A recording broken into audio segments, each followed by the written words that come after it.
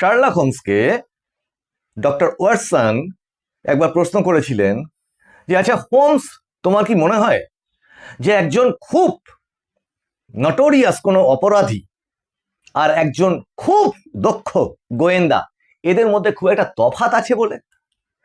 তখন Sherlock Holmes উত্তর দিয়েছিলেন যে না, সেইভাবে দেখতে গেলে তফাৎ তো আছে কাজকর্মের ক্ষেত্রে, সেটা অ্যাপ্লাই করছে কিভাবে সেইটার ক্ষেত্রে। কিন্তু যদি খুব দক্ষ গোয়েন্দা হতে হয় তাহলে ওই তদন্তটা করবার সময় তার মন মানসিকতা চিন্তা ভাবনাগুলো যদি অপরাধীর মতো হয় তাহলে তার সফলতার পরিমাণ বেশি হয়। মানে আন্দাজ করতে পারে একটা অপরাধীর মন নিয়ে যে সে কি কি করতে পারে। নমস্কার, মানুষের ভাষায় আপনাদের সকলকে স্বাগত। আমি প্রবীর রায়চৌধুরী আপনাদের সাথে। এই কথাটা দিয়ে শুরু করলাম কেন? এই এপিসোডটি থেকে বাংলার সমস্ত পরিবর্তনকামী মানুষের পক্ষ থেকে বা বলা ভালো যে অপশাসনের থেকে মুক্তি চান যে সমস্ত মানুষ, তাদেরও মনের বাসনা ইচ্ছা এই সমস্তর পক্ষ থেকে নির্বাচন কমিশনের কাছে স্বনির্বন্ধ কিছু আবেদন রাখবার জন্য আপনারা যারা এই এপিসোডটি দেখছেন তারা আপনাদের মতামত কমেন্ট আকারে এই কমেন্টে লিখুন। লিখে এই শেয়ার, ওপরে দেখবেন একটা অ্যারো চিহ্ন শেয়ার বোতাম আছে, ওইটাতে দিয়ে আপনাদের যেখানে যতটা পারেন শেয়ার করুন যাতে সেটা নির্বাচন কমিশনের চোখে পড়ে। এমনকি আপনারা টুইটও করতে পারেন, এক্স স্যান্ডেলে গিয়ে সেখানে @ECI বলে দিলে বা CEO ওয়েস্ট বেঙ্গল দিয়ে টুইটও করতে পারেন। আপনারা একটু সাবস্ক্রাইবটা করুন, আপনাদের মতামত জানান, লাইক করা না করাটা সেটা আপনাদের বিষয়, আর নোটিফিকেশনটা অন রাখুন এই জন্য যাতে প্রত্যেকটি এপিসোডের নোটিফিকেশন আপনাদের কাছে পৌঁছয়। এই প্রসঙ্গে একটি অনুরোধ জানাই যে আমাদের এই জয়েন বোতাম আছে একটা, ওতে যদি আপনি ক্লিক করেন আপনারা তাহলে বিজ্ঞাপনও দিতে পারবেন, তেমনি আমাদের সাথে কথাবার্তা বলা বা আমাদের যে সমস্ত সোশ্যাল নেটওয়ার্ক আছে তারও সঙ্গে আপনারা যুক্ত হতে পারবেন। কিন্তু এই নিচে যে বিজ্ঞাপনটি যাচ্ছে, এই বিজ্ঞাপনে যে নাম্বার রয়েছে সেটি তার বিজ্ঞাপন দাতার বিষয়ে, তার ব্যবসার ব্যাপারে বা আপনাদের প্রয়োজনের ব্যাপারে তাকে ফোন করতে পারেন। এই এপিসোডগুলোর আলোচনার বিষয়ে তাকে ফোন করা মানে তাকে এক প্রকার বিব্রত করা। এবার আসি আসল প্রসঙ্গে। এতটা কথা উঠলো কেন? তার কারণ নির্বাচন কমিশনকে আজকে ভাবতে হবে যে যত ধরনের ভোট চুরি, ভোট লুট হতে পারে সব ধরনের চিন্তা ভাবনা তাদের মাথার মধ্যে রাখতে হবে আগে।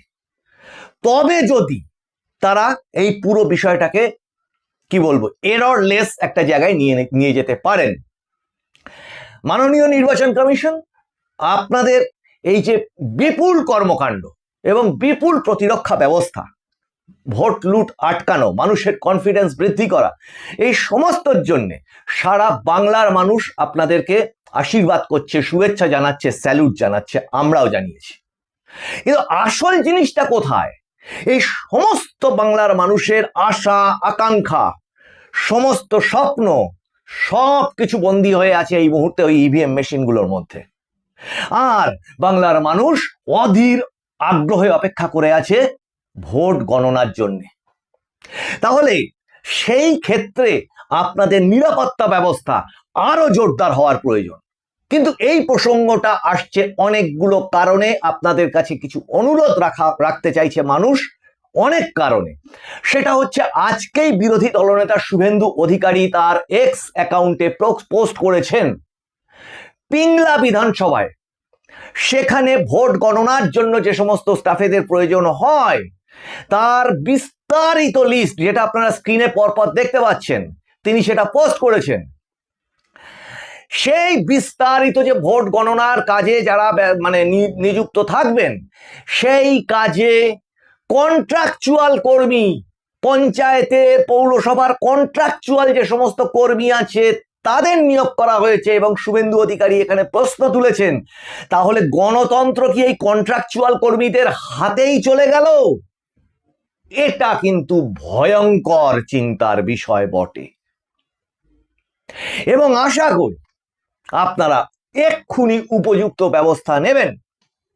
তার কারণ আপনারাই তার ভুক্তভোগী, যে একটা এসআইআর থেকে শুরু করে এই নির্বাচনে এমসিসি জারি হওয়ার পর থেকে যে কি পরিমাণে একটি দল মানুষের নাগরিক অধিকার বা ভোটাধিকার কি করে তারা দিতে না পারে, তার কত রকম জালিয়াতি আছে, কত রকম ভাবে আদালতে বা অন্যান্য জায়গায় গিয়ে সেটাকে আটকে দেওয়া যায়, কোন কৌশলে আটকানো যায়, তার সমস্ত সীমা পার করে চলে গেছে।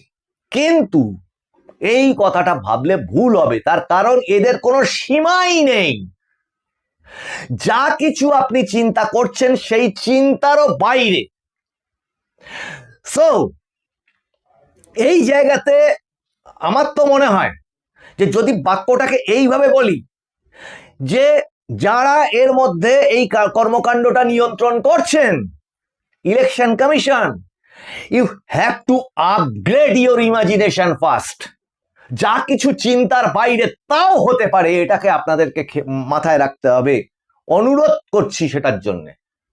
কারণ এই পরিমাণ যদি কন্ট্রাকচুয়াল কর্মী, যারা কিনা নাইট গার্ড, গ্রাম পঞ্চায়েত কন্ট্রাকচুয়াল কর্মী স্ক্রিনের ওপর দেখতে পাচ্ছেন একটার পর একটা লিস্টে, এই যদি হয় তাহলে তো খুব চিন্তার বিষয়। না হয় শুভেন্দু অধিকারী পিংলার বিষয়টাকে সামনে এনেছেন, অন্যান্য সমস্ত যারা যে সমস্ত বিরোধী দল আছেন ইনক্লুডিং বিজেপি, তারও উচ্চতর দপ্তরে যারা রয়েছেন, পদাধিকারী যারা রয়েছেন, তারা এমনকি যে সমস্ত কর্মীরা এই গণনা কেন্দ্রে যাবেন, ট্রেনিং নিচ্ছেন বা প্রস্তুত হচ্ছেন, তাদেরকেও বলবো যে এই বিষয়গুলো আরো বেশি করে নজর দিন। একটা পিংলা হয়তো আমাদের চোখের সামনে এসেছে, মাননীয় শুভেন্দু অধিকারী সেটা পোস্ট করেছেন বলে, এরকম আরো কত কত জায়গায় কত কত কি হয়ে থাকছে, সেগুলো ইমিডিয়েট ইলেকশন কমিশনের নজরে আনুন। এবার এই প্রসঙ্গেও আর একটা কথা আছে, সেটা হচ্ছে যে রিটার্নিং অফিসার বা আরও ডিও, তাহলে যারা এদেরকে নিয়োগ করলো, এই কন্ট্রাকচুয়াল কর্মীদের নিয়োগ করলো সমস্ত রকম বিধিকে ভেঙে, তাহলে তাদের তো একটা জিজ্ঞাসাবাদ হওয়া উচিত নির্বাচন কমিশনের পক্ষ থেকে, এটা আমাদের মনে হয়।